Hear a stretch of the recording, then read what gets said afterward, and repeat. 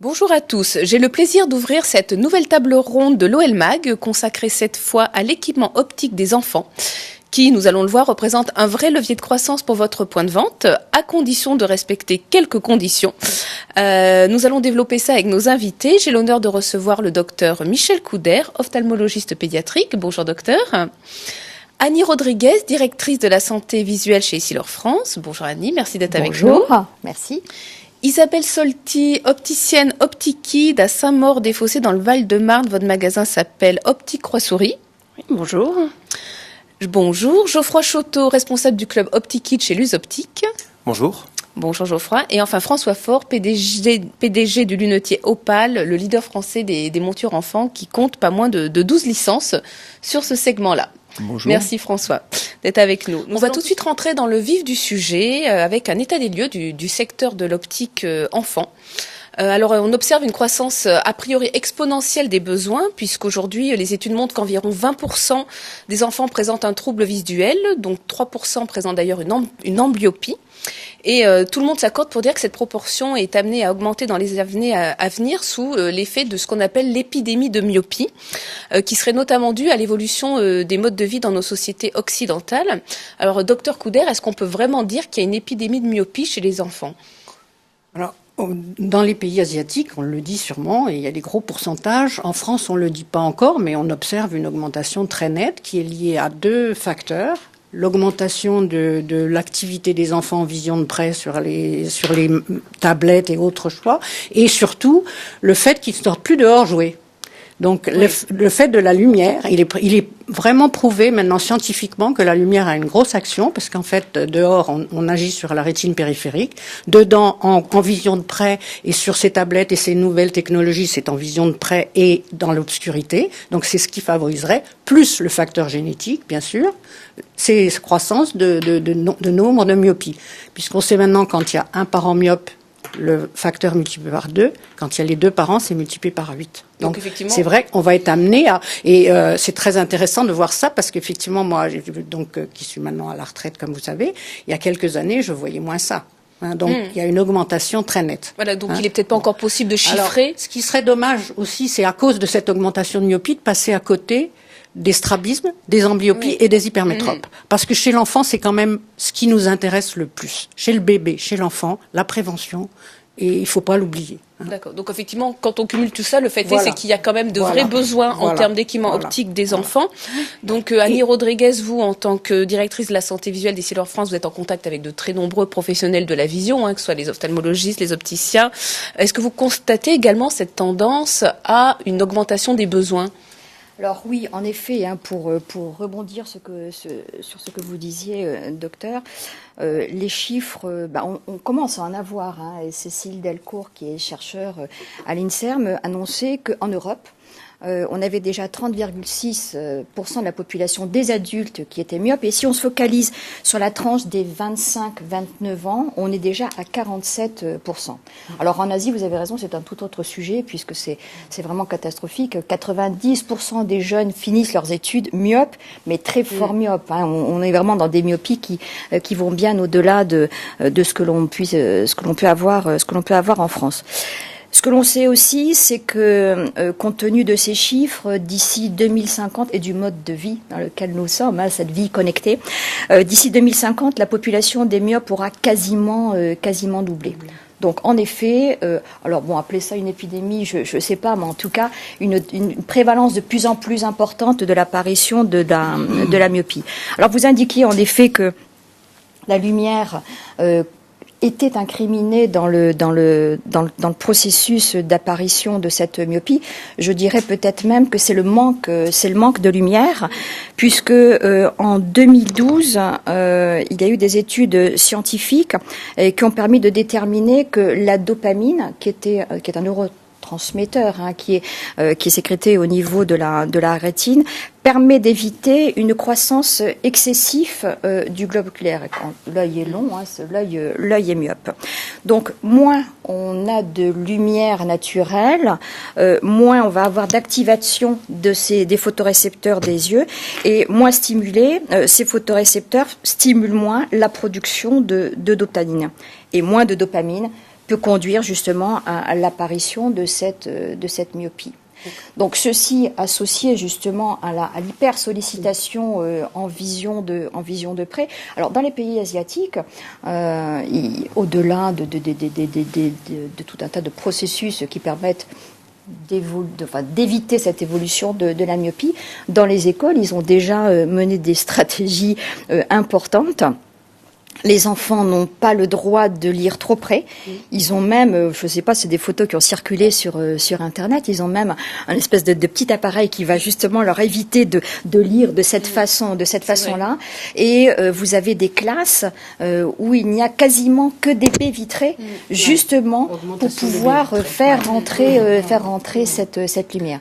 Donc c'est la conjonction de ces deux facteurs. Et on a pu lire au ballon aussi, voilà, c'est ça. On a pu lire des titres sur laissez vos enfants jouer à l'extérieur et arrêtez de les enfermer. Arrêtez de les laisser devant la télévision, l'internet et les tablettes. Exactement. Donc en effet, oui, on en parle de plus en plus. Donc effectivement, une croissance des besoins qui est constatée par les opticiens en France, pas seulement en Asie, ça commence en France, puisque nous avons mené en perspective de cette table ronde une enquête auprès de nos lecteurs. Et il s'avère que 35% des opticiens qui y ont répondu observent une hausse de la demande sur le segment enfant. Donc François, vous qui êtes leader de la monture enfant, est-ce que vous observez une croissance de vos ventes liées à cette augmentation des besoins? Alors je ne sais pas s'il s'agit d'une augmentation des besoins, mais Opal a appuyé tout son développement depuis 20 ans sur l'enfant, donc 70% de notre chiffre d'affaires est réalisé en enfant, c'est-à-dire plus de 20 millions d'euros avec une croissance régulière. Je pense que pour les opticiens, ça s'improvise pas, c'est-à-dire qu'il faut aimer les enfants, il faut avoir envie de s'y intéresser, c'est pas le cas de tous.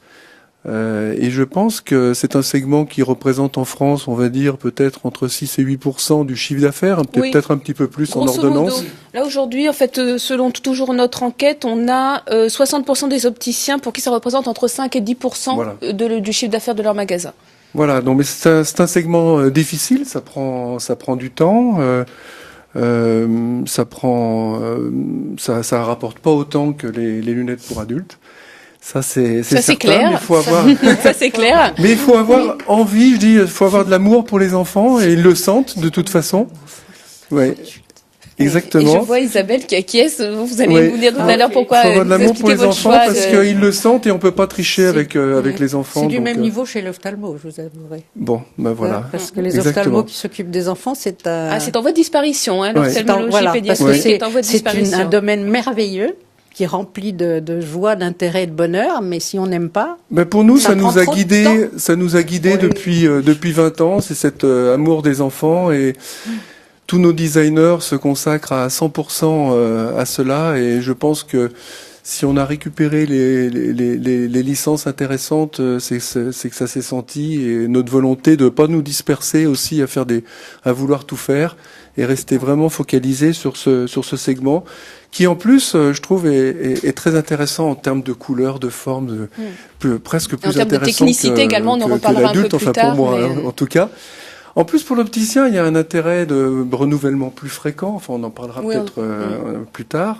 Attirer la famille. Enfin, il y a plein de choses qui, en ce moment, avec les contraintes que supporte notre marché, cette fréquence de renouvellement, cette absence de problème de prix, parce que c'est vrai que on vend les lunettes enfants moins chères que les lunettes adultes, donc on n'est pas gêné actuellement, fait que l'intérêt pour ce marché, je pense, est très fort actuellement. Donc vous, Isabelle, je vous ai vu acquiescer à de nombreux propos de François. Vous êtes opticienne spécialisée enfant depuis combien de temps? Depuis 6 ans. Depuis 6 ans. Voilà, je suis quand même opticienne à la base traditionnelle.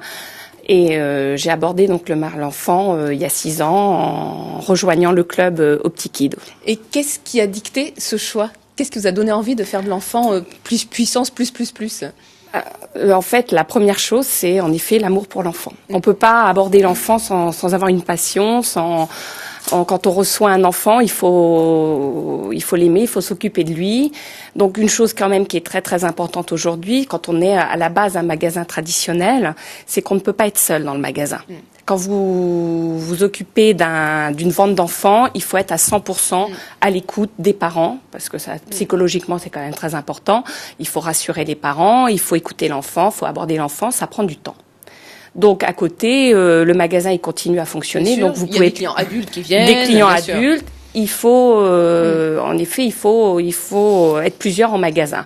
Après, autre chose qui est indispensable, c'est un espace enfant approprié. Effectivement, on reviendra après sur les critères vraiment précis de conditions de réussite en fait d'une spécialisation enfant. Est-ce que vous sentez donc depuis 6 ans une augmentation des besoins, des questions plus fréquentes, plus de petits clients? Oui, tout à fait. Enfin, depuis 6 ans, oui. Alors, c'est quelque chose qui s'est fait avec le temps. C'est pas du jour au lendemain. Il y a tout un travail derrière. Mais oui, en effet, il y a aujourd'hui de plus en plus d'enfants que je ne voyais pas auparavant. D'accord. Alors, Geoffroy, pour vous, effectivement, chez Luz Optique, l'enfant est intéressant au point d'avoir développé le club OptiKid, en fait, qui est donc vraiment spécialisé, qui donne la possibilité aux opticiens d'être spécialistes enfants. Donc ça fait combien de temps que OptiKid existe? Alors, OptiKid existe depuis 6 ans. D'ailleurs, Isabelle fait partie ils existent depuis bien plus longtemps. Voilà, mais le club OptiKid, le club OptiKid existe depuis 6 voilà. ans. Effectivement, je reviendrai tout à l'heure à la genèse d'OptiKid, parce que bien sûr, OptiKid a plus de 20 ans, effectivement, tout à fait. Avant de reparler d'OptiKid, par rapport à la question que vous posiez sur la croissance de la demande en magasin, chez Luz, vous avez senti qu'il y avait quand même des gros besoins et qu'il fallait faire quelque chose de spécial autour de l'enfant. Je suis pas étonné d'ailleurs par les résultats en fait du questionnaire. J'aurais même pensé d'ailleurs qu'il y avait que 35%. Je pensais qu'il y aurait plus que 35% des opticiens qui ont constaté une évolution de la demande, une croissance de la demande. Je pense que cette croissance, elle est logique et elle est liée à 2 facteurs. Alors, on a parlé avant de cette fameuse épidémie de la myopie, qui est, je pense, une réalité et qui va aller en augmentant. Je pense aussi que cette croissance de la demande et donc la croissance des ventes enfants en magasin sont aussi liées à une meilleure prévention en milieu scolaire et d'ailleurs en milieu préscolaire d'ailleurs effectivement.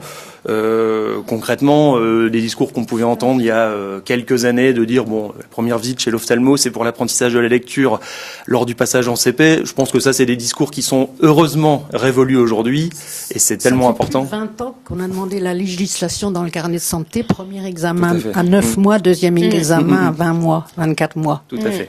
Mais malheureusement, c'est pas forcément fait ni fait par un ophtalmologiste qui connaît l'enfant. Donc le problème il est là parce que la prévention c'est souvent la première année qu'elle est importante. C'est souvent fait par le pédiatre, s'il y a un pédiatre, puisque souvent la pénurie de pédiatres fait que le bébé consulte un généraliste qui n'est pas forcément formé. C'est la même chose, il y a des pédiatres qui sont intéressés par la prévention de l'enfant au niveau oculaire et d'autres pas du tout.